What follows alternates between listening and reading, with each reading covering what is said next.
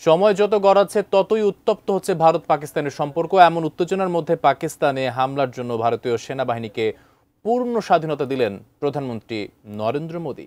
এই ঘোষণার মধ্যেই ভারত শাসিত কাশ্মীর নিয়ে এক চাঞ্চল্যকর তথ্য দিলেন পাকিস্তানের সাবেক প্রধানমন্ত্রী ইমরান খান। প্রশ্ন হচ্ছে, কাশ্মীর নিয়ে কি বললেন কারাবন্দী পিটিআই নেতা? বিস্তারিত শেখ ফরিদের রিপোর্টে।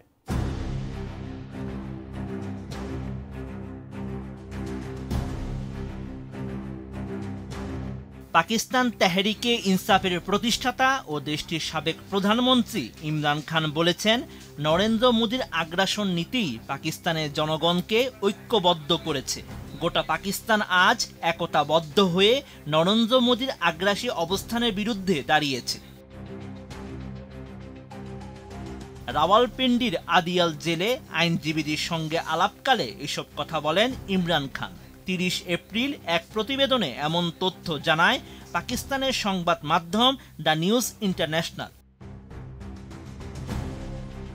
প্রাণ সসের মাখামাখি টেস্ট নুডলসকে করে তোলে আরো ইয়ামি আরো জোস। প্রাণ সসের বস।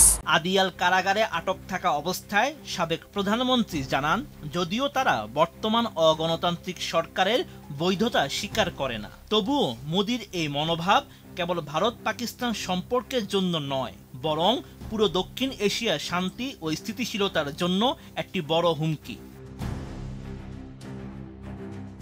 ইমরান খানের এমন মন্তব্য রাজনৈতিকভাবেও তাৎপর্যপূর্ণ, কারণ তিনি একদিকে বর্তমান পাক সরকারকে ভুয়া বলে সমালোচনা করেছেন, অপরদিকে ভারতের বিরুদ্ধে জাতীয় ঐক্যের ডাক দিচ্ছেন। বিশ্লেষকরা বলছেন এটি এক ধরনের কৌশল, যার মাধ্যমে তিনি জনগণের মধ্যে নিজের অবস্থান পুনরায় শক্তিশালী করতে চাইছেন।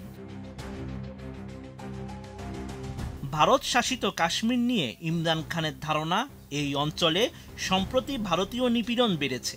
এ কারণেই স্বাধীনতার আকাঙ্ক্ষা কাশ্মীরিদের মধ্যে আরো জোরালো হয়েছে। পিটিআই দলের ফেসবুক পেজে তার এই বক্তব্য হুবহু প্রকাশ করা হয়। সেখানে আরো উল্লেখ করা হয়, ইমরান খান বিশ্বাস করেন এখন জাতীয় সংহতির সময়। রাজনৈতিক মতপার্থক্য থাকলেও সার্বভৌমত্ব রক্ষায় জাতিকে এক কণ্ঠে কথা বলতে হবে। ইমরান খানের এই মন্তব্য এমন সময় সামনে এলো যখন পেহেলগাম হামলার পর ভারত পাকিস্তান উত্তেজনা চরমে পৌঁছেছে। দিল্লি ইসলামাবাদের বিরুদ্ধে সন্ত্রাসে মদদ দেওয়ার অভিযোগ তুলছে, যার জবাবে পাকিস্তানও পাল্টা প্রতিক্রিয়া জানিয়েছে।